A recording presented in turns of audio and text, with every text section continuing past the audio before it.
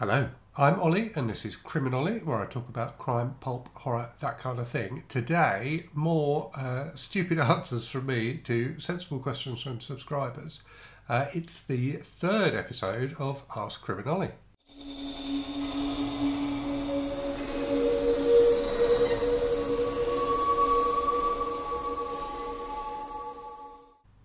Now, before we start, I just want to show you this plant. So, as I've mentioned in like weekly wrap-ups and things like that, we're doing various bits of decoration around the house at the moment, which is why I'm filming down here rather than in my office, because that's one of the rooms that's being decorated. One of the other rooms that's being decorated is my son's, and this plant was in his room, and it was here it's been here on the table, but I noticed when I was editing some videos the other day. That this plant was in shot and it looked awful. It was all brown and limp and just looked terrible because my son had not been doing a very good job of looking after it. I did give it some water before filming the videos where it looked brown and awful, and it is now perked up. So I just wanted to show you all that it's come back to life, in case anyone had seen it looking terrible in the video and was worried about it. I don't anyone did, but anyway, it's looking good. Okay, so I've got 4 questions to go through today. So normal formats, these are questions that have been submitted by viewers. And as always, if you'd like to ask a question, if you've got anything you'd like to ask me about, the way I do the channel, about books, about Garb August, about, anything in life, feel free to just ask the question in the comments. Preface your question with Ask CriminOlly, so I know that it's a question for this. And you could also ask questions anonymously by emailing me at criminolly@gmail.com.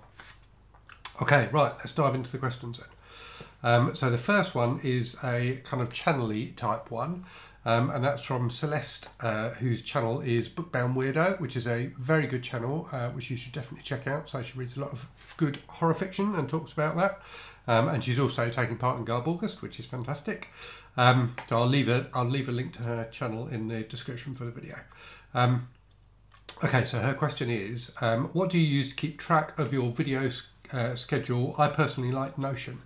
So the answer here is I kind of don't, and I have tried to.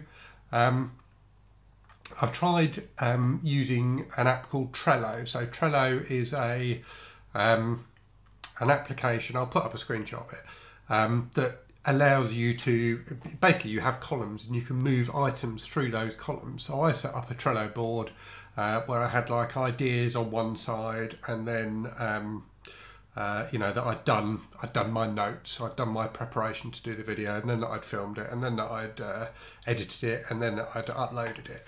So you could kind of move things along, and it's very similar to, it's actually made by the same company as a piece of software I use at work called Jira, which is used by like Scrum teams.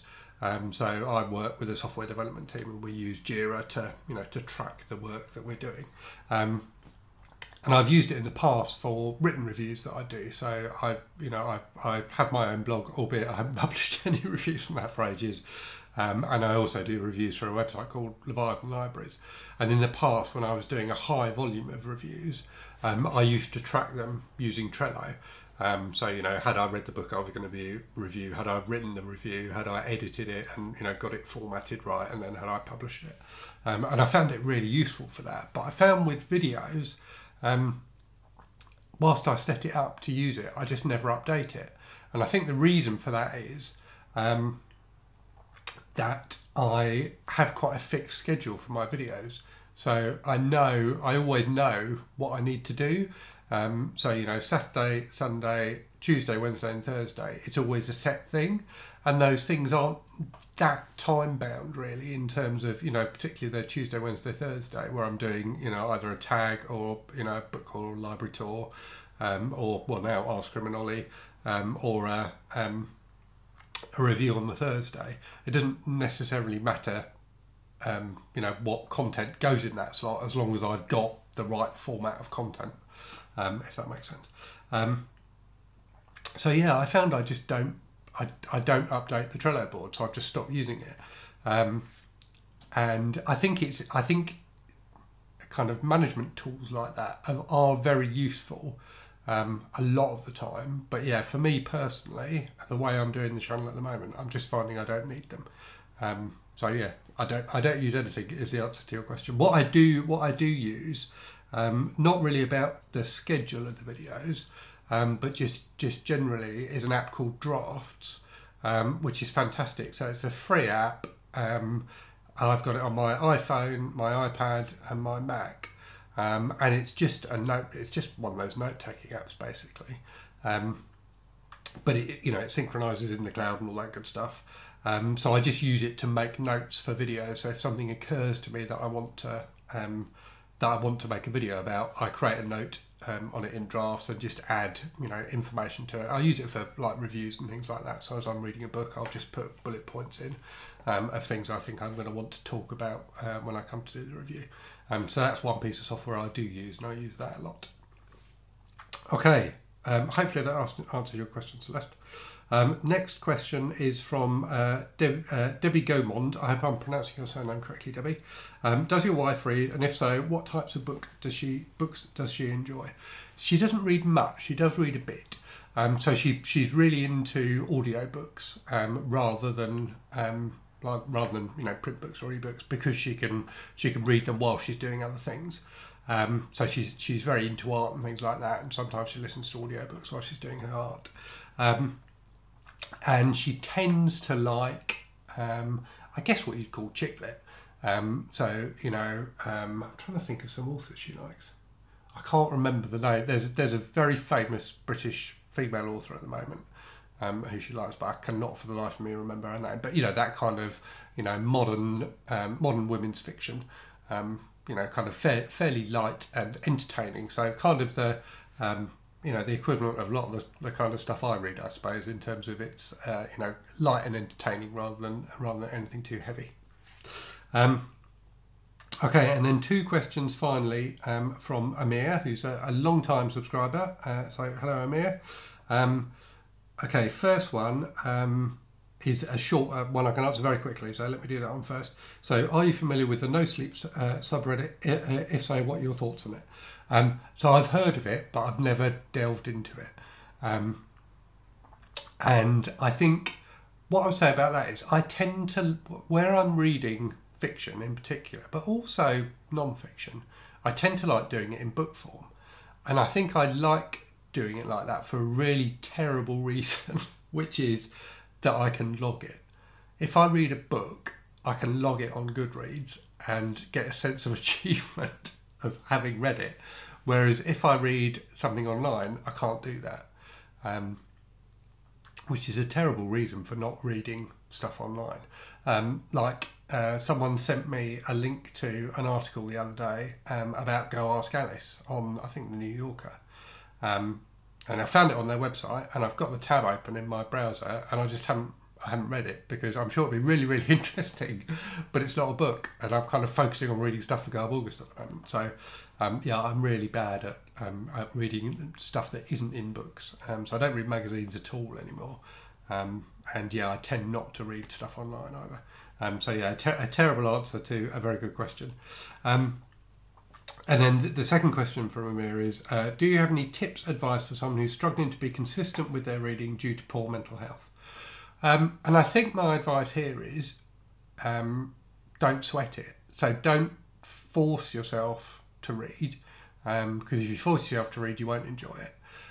So I had, at the start of the pandemic, and this is not a completely similar scenario, obviously, but that's the last time I really struggled to read. So at the start of the pandemic, so March 2020, when when it kind of really started kicking off over here in the UK, I had what I'm pretty sure is COVID. So I caught something, my wife had it as well. It was before you got tested, but we had all the symptoms and we felt absolutely rubbish for like a couple of weeks. And I couldn't read during that time. I tried to read a few different books, like light, entertaining books that normally I would enjoy, and just couldn't get into them at all. Which is, if you watch the channel for any length of time, you'll know is really unlike me. I'm normally just reading all the time. But something about the kind of brain fog and things like that I had when I had what I assume was COVID, just meant I couldn't focus on books. And I think that's, possibly, I think there's possibly some similarities there with your situation, Amir, in that it's just a concentration thing. You just can't concentrate enough to get into the books. So instead, I found myself playing video games for the first time in ages. I played a lot of video games, and I was playing Zelda Breath of the Wild on the Switch, and really, really enjoyed it. I need to go back and finish it at some point because I was loving it, but now I'm back into reading again. I'll just read rather than playing video games. So my advice is do something you enjoy, and if you're struggling to read, well, try things that you don't try and read something that's going to be challenging to read something that is going to be enjoyable, but if that doesn't work, do something else, and don't worry about the fact you're not reading, because the most important thing is to get your kind of mental state back into an equilibrium, and to get yourself better, and then you'll be able to read. So I really wouldn't worry about it. I think sometimes worrying about something like the fact you're not getting into books becomes another source of stress, and it's much more important that you get better, and then you can then you'll be able to read. So hopefully that's helpful and makes sense. But if anyone watching this has got any suggestions themselves for this, do leave them in the comments, because I'm conscious that wasn't a fantastic answer. I think it's it's the answer I believe in, but it's maybe not a brilliant answer. So yeah, if anyone else has got any thoughts on that, do please leave them in the comments, and Amir, keep an eye on the comments and see what crops up there. Okay, time for another round of books from the shelves. Today I've got a book I did review on the channel actually, but I wanted to talk about it again because it's fantastic. Queen of the Cicadas by V. Castro. So V. Castro is a Mexican-American author who lives in the UK. She's absolutely brilliant. I've read 4 of her books now and really enjoyed all of them. I think this was probably the best. So this is a novel about a woman who goes back to Texas, I think it is, for a wedding, and gets kind of interested in this local legend about this mysterious character called the Queen of the Skadas. And it's just a fantastic mix of kind of horror and a bit of social commentary and Mexican folklore. It's just a really, really enjoyable book. And V. Castro is currently writing, and I can't wait to read this, a novel about the character Vasquez from the movie Aliens. And Vasquez was always my favourite character in Aliens. I think it's an absolutely fantastic character. So yeah, really interested to see what V. Castro does with the character. And I think that book comes out kind of October time from Titan Books. So yeah, can't wait to read that. But yeah, in the meantime, if you've not read Queen of the Cicadas, I definitely recommend it. Okay, as always, thanks very much for watching. Hope the people who asked those questions found my answers helpful, and everyone else found them interesting. And yeah, as I said at the start, if you've got a question you want to ask yourself, leave it in the comments, put Ask CriminOlly at the start, or email me at criminolly@gmail.com. But in the meantime, thank you very much for watching. Hope you're safe and well. Hope you're reading good stuff, and I'll speak to you again very soon. Cheerio.